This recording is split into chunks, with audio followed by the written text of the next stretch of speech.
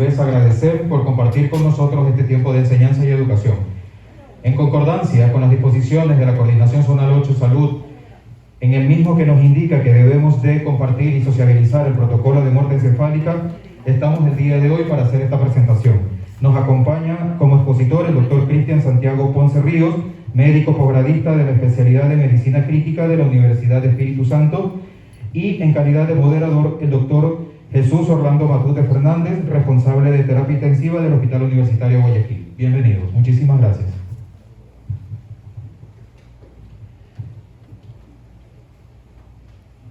Muy buenos días con todos. Es un honor y una gratitud aquí exponerles este tema, ¿no? Del protocolo de muerte encefálica, un ámbito que repercute en muchos aspectos éticos, legales, médicos, sobre todo hablando de un ser humano que ha perdido todas sus funciones cognitivas, hablando de la corteza cerebral, y en este acápite también que incluye el tallo cerebral. Entonces, en muchos países se establecen protocolos, lineamientos, guías terapéuticas para aproximar de una mejor manera que un paciente o paciente está con muerte cerebral. ¿Por qué? Una vez que se concluye o se afirma dicho diagnóstico, el paciente está legalmente muerto, el paciente es un cadáver, y dependiendo de los protocolos de las zonas, entrará un proceso de donación, una procuración de órganos, porque tengamos en cuenta que un paciente con muerte encefálica es un donante hasta no demostrar lo contrario.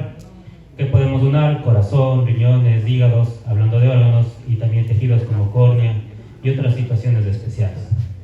De continuar el diagnóstico de la muerte encefálica y el paciente, si es donador, ahí entra otro capítulo, ¿no? De procurar mantener estabilidad hemodinámica y todas las otras situaciones. Y si es que el paciente no es donador y el paciente ya tiene muerte encefálica, el paciente legalmente es un cadáver. Es la única forma o la única manera autorizada para el médico desconectar del ventilador, quitar todo el soporte, ya que se considera una mala praxis, una iatrogenia, continuar dando soporte a un paciente legalmente muerto o muerte encefálica, valga la redundancia, que no va a ser donante. Bueno, eso como introducción, como algo de teoría.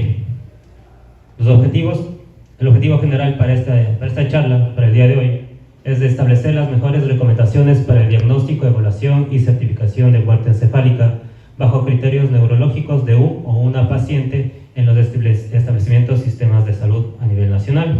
Entonces, esto es como objetivo general. Como objetivos específicos que me he planteado, definir las situaciones especiales en las que las pruebas se pueden utilizar de manera complementaria en el diagnóstico como auxiliar de muerte encefálica. ¿Qué quiere decir esta capítulo de aquí? Que el diagnóstico de muerte encefálica es clínico. Siempre se ha manejado de esa manera, y en situaciones especiales vamos a recurrir a imágenes, tanto métodos invasivos, no invasivos, para que todos vean, para que todos confirmen el diagnóstico de muerte encefálica, ¿no? Justificar la descontinuación de medidas terapéuticas en pacientes con muerte encefálica. Ahí vienen algunos acápites de aspectos legales, éticos, cómo brindar información a la familia. La verdad es un módulo bastante extenso esto de acá, pero no les voy a dar todo lo extenso, ¿no? Sino solamente lo que nos compete acá. Establecer un algoritmo de decisiones con el fin de aproximar de mejor manera la muerte encefálica y socializar a través de casos clínicos las recomendaciones en el diagnóstico de la charla del día de hoy. Algo de reseña histórica brevemente. ¿Cómo empezó a diagnosticarse la muerte encefálica? A través de la aparición de la ventilación mecánica. ¿Por qué? Empezaron a darse cuenta que pacientes ventilados, que pacientes con soporte hemodinámico mantenían todavía sus constantes vitales, latido cardíaco, diuresis, respiración a través de ventilación mecánica, pero que todas las funciones cognitivas, neurológicas y tanto sus reflejos estaban abolidos. Entonces, desde ahí, desde esa historia, a través de la aparición de la ventilación mecánica que continuaba dando soporte al paciente, empezó a aparecer ese déficit neurológico de los pacientes comentados. Y esto sucede en la mitad del siglo XX, perdón. Entonces, en 1959, Moralet y también sus colaboradores definieron un término de muerte cerebral como un DEPSABE que no regresa, es decir, que no hay retorno, es irreversible. Sin embargo, continuaron con el término de muerte cerebral. Después voy a comentar por qué ahora ya no se utiliza la parte cerebral, sino más bien muerte encefálica. Aquí tenemos la revisión de 1959, donde empezó de manera histórica a aparecer este término. La definición literalmente menciona que una muerte encefálica es un cese irreversible de las funciones encefálicas que aún en presencia de un funcionamiento cardiovascular y ventilatorio artificial certifica de acuerdo al protocolo de autoridad sanitaria que normalmente está arreglado. Es decir, de manera irreversible, ya no hay marcha atrás, el paciente legalmente está muerto, es un cadáver, y eso hay que ser bien claro en cuanto y cómo se le da la información a la familia. Entonces, no sé, con un buen tino, es decir, no darle esperanzas que si bien tiene latido cardíaco, si bien está orinando, si bien tiene todavía una temperatura confortable, pero si la parte del cerebro y el tronco ya no es recuperable, el paciente, una vez más, es un cadáver legalmente. La única desenlace que puede ser si el paciente va a entrar a una donación de órganos, se va a procurar, y si es que no está apto para donante, por ejemplo, el paciente tiene un CA oncológico, tiene algunas contraindicaciones, legalmente estamos autorizados para desconectar de la ventilación y quitar todo el soporte. Entonces, la última actualización también de la Academia Americana de Neurología en cuanto a la definición es la pérdida de la función en su totalidad irreversible del cerebro y del tronco encefálico. Una estructura bastante olvidada aquí, ¿no? Pero que en el diagnóstico de muerte encefálica es un factor primordial y fundamental debido a los reflejos que ya les voy a comentar cómo evaluar y cómo concluir si está abolido o presente. Que conduce a un coma, ausencia de las respiraciones espontáneas y pérdida de todos los reflejos del tronco encefálico. De manera breve les voy a comentar cuáles son y cómo los hacemos el diagnóstico para diagnosticar, para la redundancia. Pueden permanecer los reflejos medulares. Recordemos que aquí abarca la cese irreversible de lo que es el cerebro y el tronco, pero la médula sí está todavía presente y puede dar ciertos movimientos, ciertos reflejos que eso no van a permitir que nos confundamos en cuanto al diagnóstico que vamos a realizar. Ahí describen el reflejo medular, por ejemplo, el flexor plantar, conocido como Babinski. Hay un signo de Lázaro también comentado, que es una flexión de la extremidad superior, de la inferior, y también una flexión de la cadera, es decir, el paciente impresiona que se está levantando, por eso es el signo de Lázaro. Sí tengo ahí un video para comentarles. ¿Por qué ya no se usa el término muerte cerebral? Terminológicamente, y hablando de la parte de medicina, cuando por ejemplo el corazón entra a un término de infarto, hace una necrosis, ¿no es cierto? Se dañan los miocitos, eleva troponinas, hablamos de necrosis cardíaca, no hablamos de muerte cardíaca. Igual manera, cuando la parte renal, supongamos, entra a una parte de falla, hace elevación de los vasovados, no hablamos de muerte renal, sino más bien de lesión renal, o necrosis renal, necrosis tubular aguda, en todas esas cosas. ¿Por qué? Si antes hablaban de muerte encefálica, porque es la que más se asemeja o más se aproxima cuando el ser humano muere. Entonces, por eso. Pero sin embargo, en términos médicos, legales, se tiene que hablar exclusivamente de muerte encefálica. Y empezando entrando en materia. Para el diagnóstico necesitamos dos personas. En cuanto al personal requerido, necesitamos dos. El uno puede ser un intensivista, anestesiólogo o emergenciólogo, como el pilar fundamental, y como comprobación una especialidad más afín de lo que estamos valorando, como neurocirujano o neurólogo. Entonces uno de los dos tiene que estar los dos presentes. El de arriba puede ser un intensivista, anestesiólogo o emergenciólogo, y el segundo un neurocirujano o neurólogo. Entonces es importante, y la característica fundamental es que el personaje que vaya a apoyar al diagnóstico de muerte encefálica no debe estar relacionado con los equipos de trasplante de órganos, tiene que ser muy alejado a este comité, si es que lo está. Tenemos criterios de inclusión. Aquí tenemos, aquí les he copiado literalmente todo lo que la guía del Ministerio de Salud Pública tiene para el diagnóstico de muerte encefálica, y si es que no va a procuración de órganos, ¿cierto? Esto debe retirarse todas las medidas de soporte y es una única decisión para el diagnóstico. Debemos retirar todo el soporte si es que no va a donación de órganos. Como criterios de inclusión, niños anencefálicos, algunos mencionan también que los niños pretérmino, que deben hacerlo de corregida a la edad gestacional. Solo les comento aquí, generalmente nosotros vamos a tratar más con personas adultas y tenemos 3 fundamentales para el diagnóstico. El coma, que sea de causa conocida e irreversible, demostrado como una lesión catastrófica ante un examen de imagen. Ausencia de los reflejos del tronco, los numerosos que les voy a comentar, y apnea. Entonces, estos 3 en conjunto, que deben estar los 3 presentes, pueden aproximar al diagnóstico de muerte encefálica.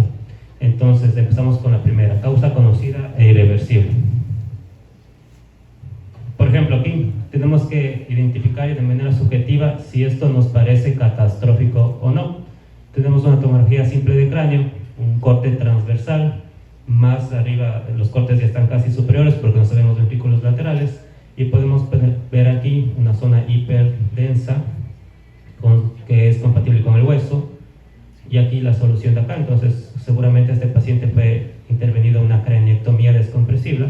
Aquí tenemos una zona hiperdensa, un edema perilesional, y podríamos deducir a grosso modo que se trata de un hematoma, ¿no? Que no se hizo algún síndrome de hipertensión intracraniana refractaria que terminó en este tipo de cirugía para tratar de liberar la presión intracraneal. La presión intracraneal es el paso o el proceso fisiopatológico final que antecede a una muerte cefálica. ¿Qué quiere decir? Que la PIC, conocida como la presión intracraneal, debe ser lo necesariamente alta y superar la presión arterial sistólica para que empiece ya con mecanismos de muerte cerebral. El valor normal es hasta 12 milímetros de mercurio. Como consideramos, síndrome de hipertensión intracraneal define como un aumento de la PIC de 20 milímetros de mercurio sostenida durante al menos 5 minutos. Esta sostenida hace referencia porque hay momentos en los que nosotros realizamos maniobras de Valsalva, nos movemos, hablamos de pacientes críticos intubados, ¿no? Con un daño neuronal que puede desencadenar un síndrome de hipertensión intracraneal. Entonces, por eso es el diagnóstico.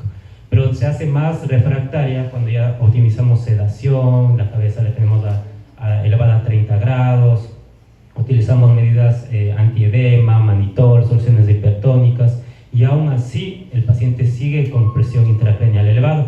El último recurso, generalmente son los pacientes con trauma severo de cráneo, entran a una craniectomía descompresiva. También sí se ha visto en pacientes con eventos cerebrovasculares que desencadenan cuadros hipertensivos severos. Entonces seguramente este paciente es uno de esos, ¿no? Tenemos aquí un hematoma, una craniectomía descompresiva, tenemos aquí también signos de edema, desplazamiento de la línea media. Entonces, en conclusión, esta imagen aquí mostrada, ¿es catastrófica o no? Subjetivamente y a grosso modo, yo diría que sí. Entonces tenemos el pilar número 1. El siguiente, por ejemplo, aquí tenemos otras imágenes, tomografías simples de cráneo. Siempre uno se acostumbra a ver el corte transversal porque es el que más ideas le da. Pero cuando hay dudas, debemos ver los coronares, los sagitales y entre otros. Por ejemplo, aquí tenemos una tomografía simple de cráneo, donde vemos aquí zonas hiperdensas, regados en el espacio subaracnoideo. Entonces, lo más seguro que este paciente tiene una hemorragia subaracnoidea. Si es traumático o espontánea, no sabemos, solo estamos juzgando una tomografía de cráneo. Y de acuerdo a la clasificación, si es espontánea, clasificamos en la escala de Fisher, ¿no? De 1 a 4, según la severidad y el riesgo de vasoespasmo, ¿no? Esa es la principal característica que ofrece la escala de Fisher. A grosso modo, ¿parece algo catastrófico? Yo diría que más o menos, ¿no? Probablemente hay que valorar la condición clínica del paciente. Esta tomografía de aquí, no sé si les impresiona algo catastrófico o no, pero aquí tiene un hematoma epidural, desplaza línea media, comprime el ventrículo lateral en su asta posterior, y probablemente si esto es drenable, el paciente mejore, ¿no? Probablemente. Entonces, catastrófico no, digamos que puede ser. Aquí tenemos otra tomografía, no se saben los antecedentes, pero miren cómo se altera la relación de la sustancia gris y blanca, las circunvoluciones, los surcos no se ven, prácticamente no se alcanza a distinguirles. Entonces yo diría que este paciente tiene un edema cerebral bastante importante. Si es catastrófico o no, probablemente sí. Miren, este edema es bastante importante. Tenemos aquí otro corte, una hemorragia subaracnoidea, como vemos aquí, comparamos con la anterior. De aquí pasar probablemente a un Fisher 3, a un Fisher 4, ya es más impresionante, ¿no? Yo diría que es más catastrófico y habría que ver. Y aquí que vemos aquí una zona hipodensa, que puede ser aire o puede ser agua, ¿no? Diría líquido cefalorraquídeo, pero como vemos los ventrículos laterales tienen una zona más hipodensa que contiene líquido cefalorraquídeo, pero esto es mucho más hipodenso, entonces líquido, poco probable. ¿Qué es lo más seguro aquí? Es aire. Entonces esto es un neumoencéfalo de características tensionales, y aquí describe el signo del monte Fuji, ¿no? Comprime las partes frontales y aquí como una pendiente. Probablemente este paciente con drenaje de su neumoencéfalo no se vea tan catastrófico posterior, y este sí. Entonces, aquí tenemos más imágenes. Este es un hematoma intraparenquimatoso. Dependiendo de la escala o severidad del pronóstico, aplicamos no ciertas escalas. Por ejemplo, en esta aplicamos la escala de Itch, y este es un frontal. Ya tenemos o sea, descrito a grosso modo la causa número 1, ¿no? Causa conocida e irreversible. Primero, demostrado por exámenes de imágenes. Hay exámenes de imágenes que relativamente son normales, y hay que uno estar más pendiente, sobre todo que no nos den falsos positivos en el diagnóstico de muerte encefálica. Supongamos un paciente con una tomografía de cráneo normal que tenga un síndrome de Guillain-Barré y le encontramos midriático. Dice, no, este paciente tiene muerte cerebral, pero no hemos demostrado la causa catastrófica aún. Probablemente esa midriasis se deba, por ejemplo, que el paciente esté hipotérmico, tenga algún trastorno ácido-base que no esté resuelto, no esté diagnosticado. Entonces, mucho pendiente con eso, ¿ya? Justo, excluir la hipotermia, mínimo de 36, la guía menciona también que puede ser mínimo de 34, pero 36 grados centígrados es la temperatura óptima para continuar nuestra valoración. No sedantes, generalmente los pacientes que a uno le llaman para valorar muerte encefálica siempre van a estar en ventilación mecánica, van a estar con sedantes para tener un buen acoplo al ventilador, pero en este caso, en esta cápsula de acá describe bastantes que por lo menos de forma exagerada debe cumplir de 3 a 5 vidas medias de los fármacos sedantes para diagnosticar o intentar diagnosticar el paciente con muerte encefálica. Supongamos un paciente renal crónico que se dializa o que venga con una crisis urémica o una falla renal con requerimientos dialíticos, que está recibiendo benzodiazepinas. Como sabemos de eso, las benzodiazepinas tienen acumulación en los pacientes con fracaso renal. Por lo tanto, es de ese número necesario que debemos de esperar para que el sedante se empiece a depurar, punto número 1.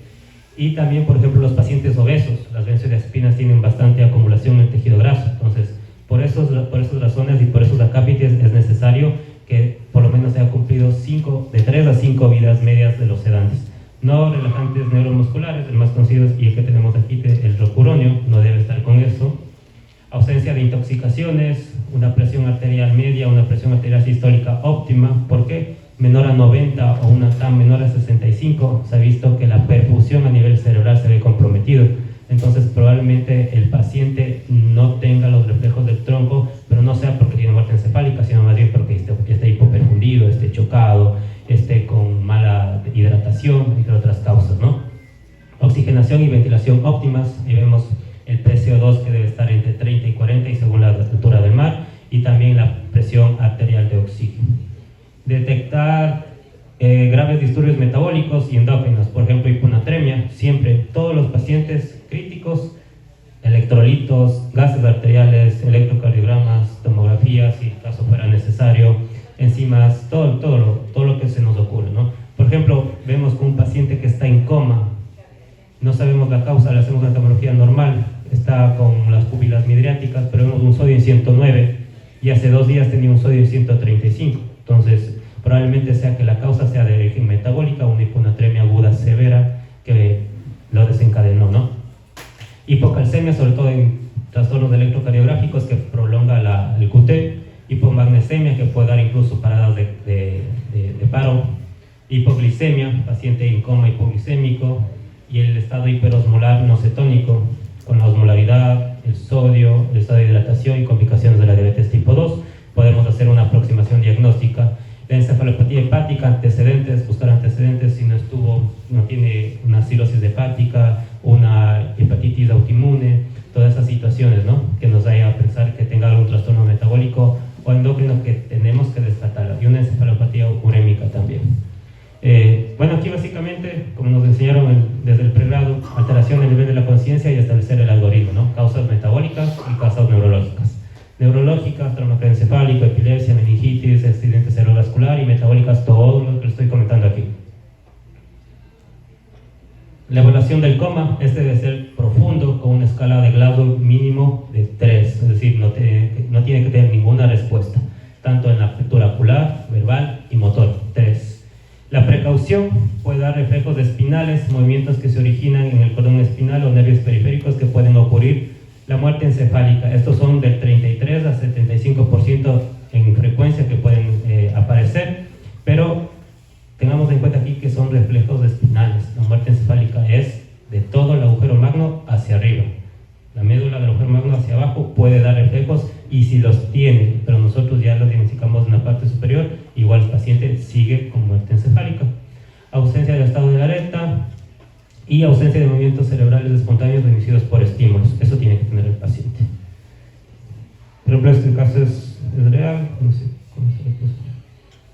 Entonces vamos a ver que un paciente ya fue diagnosticado de muerte encefálica, pero los reflejos espinales todavía están presentes. Un estímulo por aquí hace que el paciente tenga una flexión de la extremidad superior. Si a su vez hace una flexión de la extremidad inferior y también de la cadera, impresiona como que se levanta. Ese es el signo de Lázaro, que tenemos que conversar con los familiares, porque muchas veces ha pasado que eso ocurre delante de los familiares y dicen, no, todavía está vivo, se está moviendo, y eso hay que conocer esto para poderles explicar. Muchas veces ha pasado que el médico tampoco conoce esto y también dice, no, si está vivo, y llamamos y viene alguien que sí ha tenido algo de experiencia, un poco de más de experiencia, y dice, no, eso es normal en un paciente que ya previamente falleció, ¿no? Los reflejos del tronco, estos deben ser abolidos. Primero, las pupilas. Las pupilas de aquí nos van a dar prácticamente el diagnóstico de una muerte encefálica. Estos deben ser midriáticos y con un diámetro entre 4 y 9 milímetros. 9 milímetros, de verdad, es una cifra ya un poco exagerada, pero por lo menos 4 milímetros. El promedio el promedio de diámetro de las pupilas de un paciente con muerte encefálica oscila entre 6 y 7 milímetros, ¿no? Estos deben ser areflécticas a la luz, no deben presentar el reflejo motor y debe ser bilateral, excluyendo todas las causas que les comenté: hipotermia, acidosis metabólica, hiponatremia, todo lo que les comenté antes, ¿ya? Por ejemplo, aquí, ausencia de reflejos oculares espontáneos y los reflejos que les voy a enumerar. Los óculos cefálicos sin respuesta. Los reflejos óculos-cefálicos hace referencia a también los ojos de muñeca, no sé si han escuchado, pero aquí vamos a fijarnos en los movimientos oculares después de los movimientos cefálicos.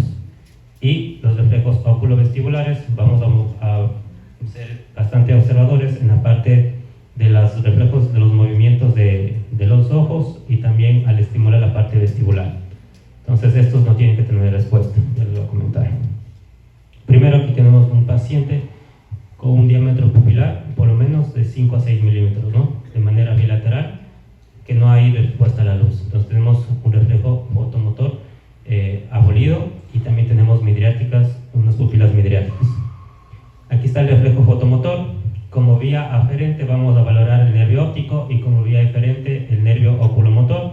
Vamos a estimular con la luz y debe haber una contracción pupilar, ¿no? Tanto en el ojo estimulado como en el que nos está estimulando. Un reflejo fotomotor abolido es prácticamente no hay esa contracción pupilar.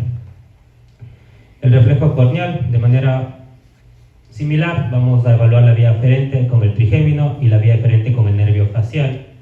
Entonces, el estímulo es tocar la córnea y la respuesta va a haber un parpadeo. ¿Cómo realizamos? De manera bastante delicada, se podría decir, para no causar daño. Estimulamos la córnea con un hisopo, con un elemento suave, por eso puede ser un algodón, ¿no es cierto? En el limbo esclerocorneal, de manera paulatina, vamos a ver si es que hay parpadeo o no. Eso es el reflejo corneal. Si es que no hay parpadeo, es un reflejo corneal abolido. Y respuesta al dolor en el territorio craneal. Entonces, vamos a realizar ciertos estímulos dolorosos y vamos a fijarnos de manera específica en la cara, porque estamos valorando, recuerden, del agujero magno hacia arriba. Vía aferente el trigémino y vía aferente el facial. Entonces, los sitios o las zonas que podemos nosotros realizar estímulos dolorosos van a ser tanto en la parte superior como en la parte inferior. pero la variación solo va a haber si tenemos gesticulaciones en la parte superior, es decir, en la cara. En la parte del tercio inferior de la parte supraorbitaria, la número 1, en el lecho unguial, y aquí esto que ya no se usa, en la parte del esternón, que eso ya no deberíamos hacer. Lecho unguial, la parte superior, y también la parte submandibular, en el ángulo submandibular, puede ser otro punto para la estimulación dolorosa. Entonces nosotros podemos ver si es que el paciente gesticula o no el dolor. Si no gesticula, tiene otro punto a favor de muerte encefálica. Y aquí tenemos los ojos de muñeca, a los reflejos oculocefálicos. ¿Cómo lo realizamos? El paciente giramos, en este caso, la cabeza hacia el lado derecho y los ojos normalmente deben mirar al lado contralateral. Ese es un reflejo oculocefálico presente. De igual manera, giramos hacia el lado izquierdo y los ojos deben mirar hacia el lado derecho. Reflejo oculocefálico presente. También podemos realizarlo para arriba y para abajo. Si la extendemos el cuello o alzamos la cabeza, normalmente los ojos deben mirar hacia, o sea, si subimos, los ojos hacia abajo y viceversa, ¿no? Precaución, esta maniobra generalmente no debemos realizarnos en pacientes con trauma craneoencefálico severo que sospechemos que tengan un daño en su columna vertebral, específicamente en la parte cervical. Recordar que los pacientes más frecuentes que pueden desencadenar muerte encefálica son el trauma craneoencefálico severo y la hemorragia subaracnoidea o el evento cerebrovascular, ¿no? Entonces, mucho cuidado con esto. Los reflejos oculovestibular, de igual manera debemos fijar los movimientos de los ojos. Aquí generalmente vamos a instilar 50 cc de agua de características frías a temperaturas de 4 grados y vamos a ver los movimientos de nistagmos o de nistagmos del ojo contralateral, o también que los ojos se regresen al estímulo, ¿no? A donde se está realizando el estímulo. Esos son los reflejos oculovestibular. Precaución aquí en pacientes con otorragia, con lesiones del conducto auditivo externo, y previamente a esta valoración debemos realizar una otoscopía. Y miren, los que les comenté prácticamente ya sabemos todos. Pupilas intermedias de 4 a 9 milímetros, ausencia de los reflejos oculares espontáneos, reflejo oculocefálico, oculovestibular, ausencia de sensibilidad y respuesta al motor, cuando les comenté que hay que estimular en zonas dolorosas, el reflejo corneal, mandibular y los vulvares. Estos me falta por comentar. Y los vulvares es muy sencillo, muy práctico, ¿no? Entonces, generalmente el paciente está intubado, paciente de oxígeno abolido, podemos realizarlo con una sonda de succión a través del tubo o también de la cánula de traqueostomía, si fuese el caso. Aspiramos y si el paciente no tiene ningún reflejo o intento de toser, es un reflejo de oxígeno abolido. El nauseoso, estimando la parte de atrás de la faringe con bajalenguas, también, si no, es un reflejo nauseoso abolido. Y el deglutorio, obviamente, el paciente, de igual manera, si no tose, no tiene un buen reflejo de náusea, no va a defender su vía aérea y mucho menos hasta presenta reflejo deglutorio, ¿no? Entonces ya tenemos dos de los 3 pilares fundamentales para el diagnóstico de muerte encefálica. Ya hablamos del coma y también de los reflejos del tronco. Nos queda comprobar si el paciente respira o no. Apnea, ausencia de respiración. Para eso seguimos utilizando el test de apnea, cuyo objetivo principal es demostrar la ausencia irreversible de respiración espontánea y documentar un incremento de la presión del dióxido de carbono por arriba del nivel normal. Sobre todo la parte irreversible, ¿no? Recordemos que hay situaciones en las que se produce una parada respiratoria, pero esta puede ser reversible. Por ejemplo, una intoxicación por opiáceos o una parada cardiorrespiratoria, que el paciente no respira, no responde, no tiene pulso, realizamos maniobras de reanimación y vuelve a la circulación espontánea. Por eso es importante este de aquí, irreversible. Demostrar la ausencia irreversible de respiración espontánea. Las condiciones previo al test: el paciente debe estar clínicamente y hemodinámicamente estable. La palabra hemodinámicamente, que siempre lo usamos, no es más que el estudio de la sangre a través de un vaso sanguíneo. Eso es la parte hemodinámica. Paciente hemodinámicamente estable, ya más o menos tenemos una idea de qué nos estamos refiriendo, ¿no? Presión arterial sistólica superior a 90 o una presión arterial media mayor a 65. Y si se comprueba que no hay muerte encefálica, no hay una respuesta o movimientos respiratorios a una presión de dióxido de carbono mayor a 60 milímetros de mercurio o superior a 20 de su situación basal. A ver, ¿qué quiere decir esto? Porque nosotros esperamos que el dióxido de carbono eleve para que el paciente respire. El principal estímulo de una respiración es la estimulación del centro respiratorio del bulbo, y al elevar esto, ¿y cómo estimulamos el centro respiratorio? Simplemente elevando el PCO2, es decir, el dióxido de carbono. Si un paciente empieza con elevaciones de dióxido de carbono, de alguna manera va a estimular el centro respiratorio y va a respirar, va a realizar respiraciones espontáneas. Pero si un paciente tiene muerte cerebral y hablamos de que el bulbo no funciona, por más estimulación de dióxido de carbono que nosotros le demos, no va a respirar. Entonces ahí el test de apnea juega un papel fundamental en el diagnóstico. Los resultados: si esta es negativa, presencia de respiraciones, el paciente respira ante la estimulación de dióxido de carbono. La prueba positiva, hablamos de que no respira, se comprueba la muerte encefálica previa a los dos ítems de la parte superior. Y cuando es indeterminada, se puede realizar otro intento. ¿En qué ocasiones es indeterminada? Si nosotros realizamos la prueba de apnea y el paciente empieza a desaturar, empieza a presentar arritmias con inestabilidad hemodinámica, hipotensión, se choca o más hace una parada respiratoria, entonces ahí debe suspenderse el test de apnea y estabilizar al paciente y posteriormente realizar otro intento. Entonces ahí en estos casos hablamos que la prueba es indeterminada. Negativa, el paciente respira; positiva, muerte cerebral; indeterminada por las circunstancias que les comenté. ¿Cómo realizamos el test de apnea? A ver, primero preoxigenamos al paciente. El paciente está en ventilación mecánica y damos unos 10 minutos de preoxigenación. Elevamos la FiO2, la presión inspirada de oxígeno, al 100% por 10 minutos. Eso le va a tener al paciente que cuando le hagamos el test de apnea tenga reservas de oxigenación para que no se inestabilice. Posteriormente, ante un paciente estable, en lo mejor posible, podemos desconectarlo del ventilador mecánico y apoyarlo con una cánula de oxígeno. Podemos ponerle un tubo en T de 6 a 8 litros por minuto y esperar los 10 minutos que dura el test de apnea. Tomamos gases arteriales al inicio, a los 2 minutos y a los 10 minutos, y vamos viendo que la concentración del PCO2 eleve hasta 60 milímetros de mercurio o 20 milímetros de mercurio de su basal inicial que le recolectamos al inicio de la prueba, ¿no? Entonces, después de eso, a los 10 minutos vemos si respira, no respira o si se descompensó. Otra manera de hacerlo es no desconectarlo del ventilador, ponerle un modo de soporte, apagamos las alarmas para que el ventilador no gatille y en ese momento también bajamos la presión inspirada de oxígeno hasta 21% y vamos viendo durante los 10 minutos. Ahí es un poco más fácil porque a veces clínicamente nos puede dar movimientos anormales que nos haga pensar que el paciente sí respiró.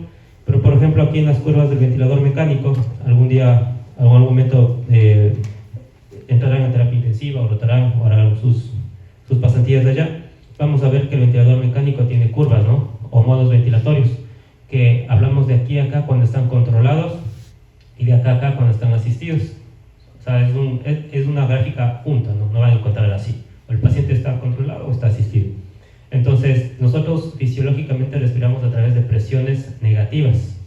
Cuando nosotros intubamos a un paciente, cambia su fisiología respiratoria a través de solamente presiones positivas. Por lo tanto, las presiones positivas es acá, ¿no? Inspiración, expiración, inspiración, expiración, inspiración, expiración. Solo hay presiones positivas, es decir, hacia arriba. El paciente está totalmente controlado, está muy sedado, tiene muerte encefálica, está con relajante muscular. Todo el ciclo respiratorio manda el ventilador mecánico.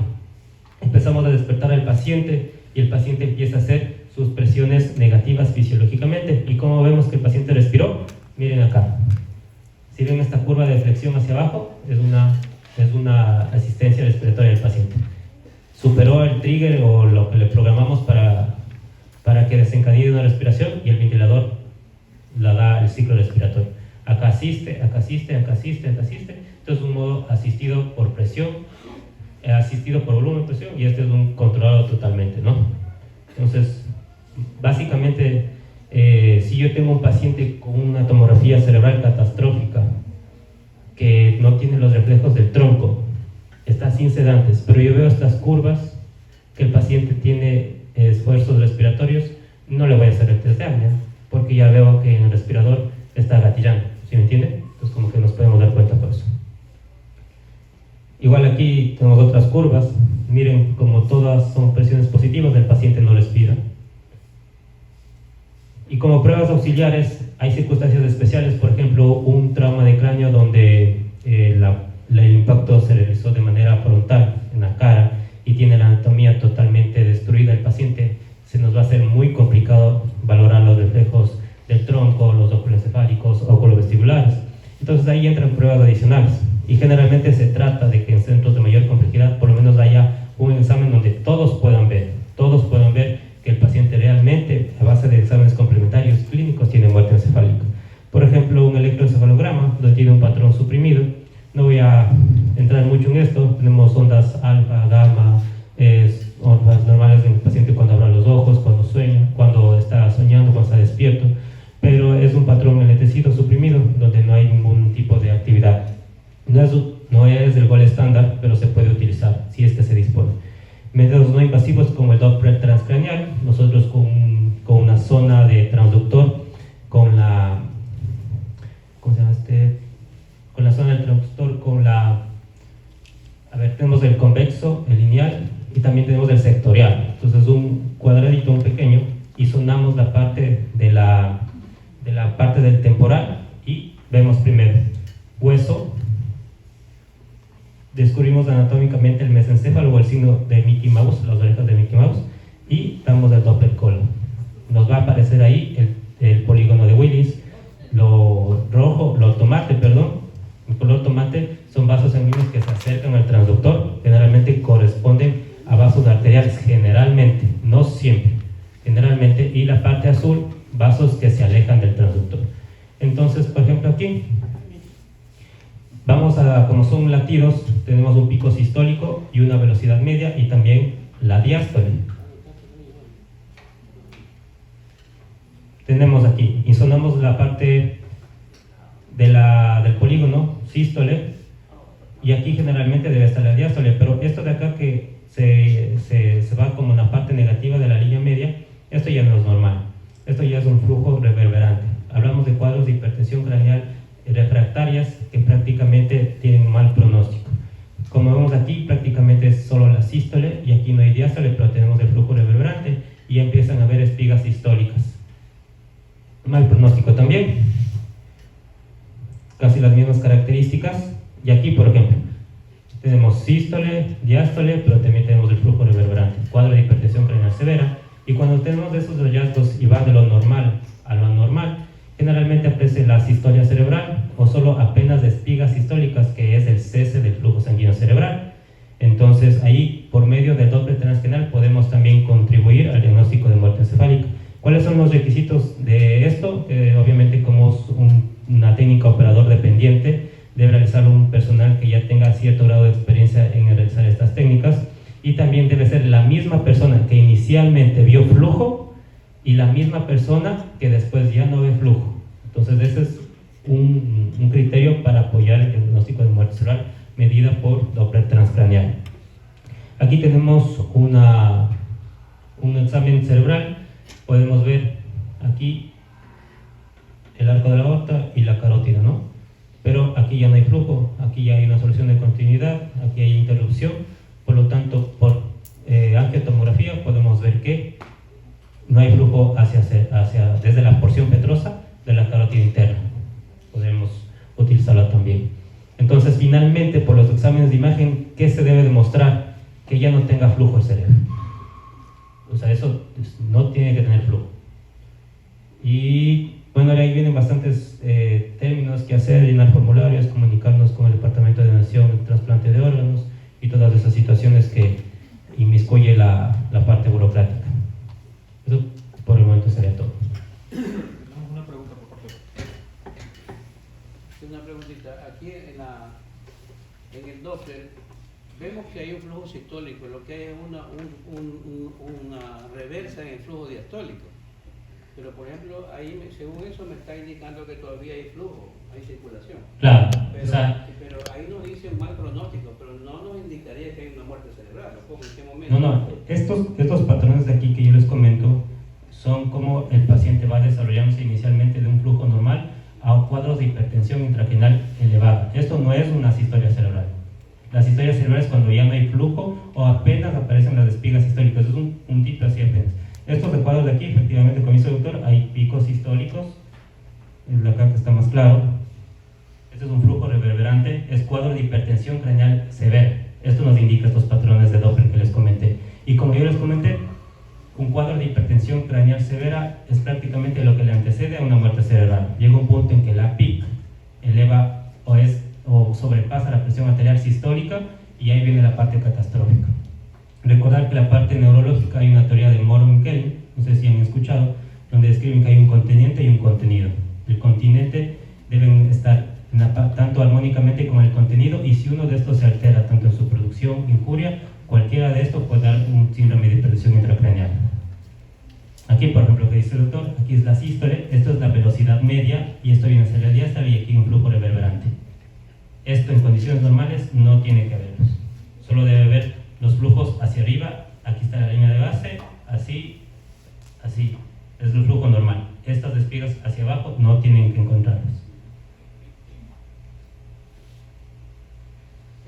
Doctor, ¿qué importancia tiene el electroencefalograma en este tipo de pacientes? El electroencefalograma, sobre todo para ver la actividad eléctrica del encéfalo. Como método de igual estándar no está descrito, como auxiliar sí está descrito en los hospitales que nosotros tengamos o dispongamos de eso, pero no deben tener más pruebas diagnósticas para confirmar la muerte encefálica. La utilidad sí se los puede realizar, es una ayuda más, un pilar diagnóstico más, pero no para concluir que el paciente tenga muerte encefálica. Recordemos que la muerte encefálica es la ausencia de flujos. El electroencefalograma no demuestra flujos, sino actividad. Doctor, una consulta. Bueno, lo felicito, la exposición fue excelente.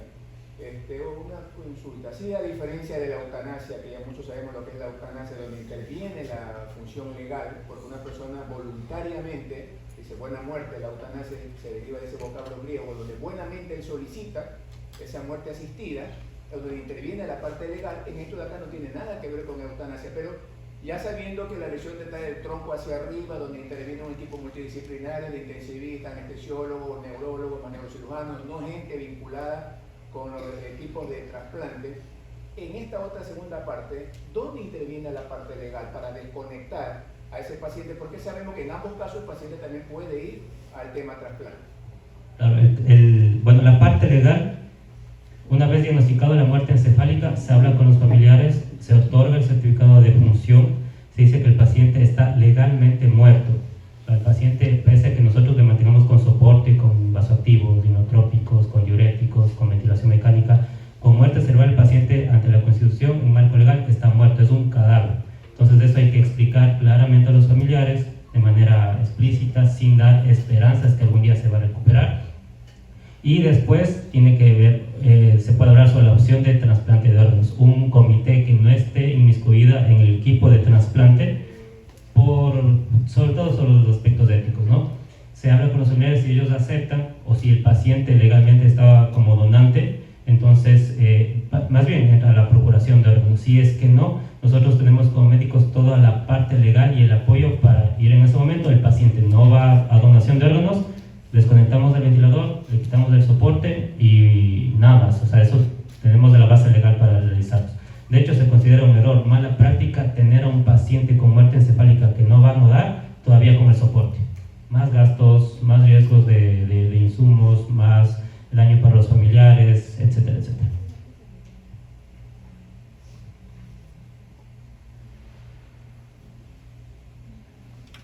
Una preguntita. Yo también quiero felicitarle porque es un tema de gran importancia y más que todo es controvertido esto. Porque ha habido casos pues, de pacientes que han estado mucho tiempo en terapia intensiva en un estado de coma. Sin embargo, hay pacientes que inclusive han salido, permanecido durante mucho tiempo. Ahora, yo no sé si esos casos han sido declarados como muerte encefálica. Los casos en los que comenta el doctor no estaban declarados como muerte encefálica. De hecho, bastante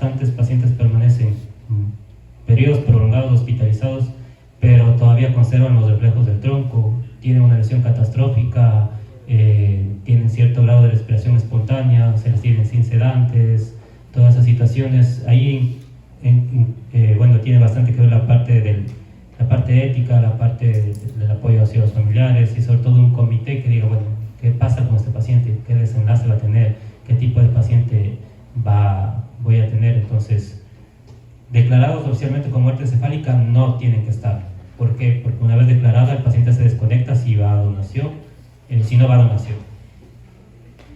Bueno, de ahí viene el concepto, ¿no?, de muerte encefálica y de coma, ¿no? Que tenemos que declarar ya cuando hay una muerte encefálica, es la que deja totalmente de funcionar el cerebro. Y el coma, ya prácticamente queda cierta parte del cerebro que queda funcionando. Ahí es la parte del diagnóstico diferencial, ¿no? Donde nosotros, en estos tipos de hospitales que nosotros estamos con tanta deficiencia en la parte, más que nada, de equipamiento y todo eso, donde manejamos la parte clínica, ¿no? Es importante que el médico se prepare la parte clínica funcional para nosotros poder ir determinando si en verdad estamos en una muerte encefálica o estamos en un coma. Bueno, usted sabe que la muerte encefálica puede ser por múltiples factores, ¿no? Desde un traumatismo, desde abuso de la medicina, ¿no?, del ahogamiento, los infartos, las hemorragias, los aneurismas y todo eso, ¿no? Ahí podemos determinar, ir haciendo el diagnóstico diferencial y determinar si es una muerte encefálica o es un coma, ¿verdad?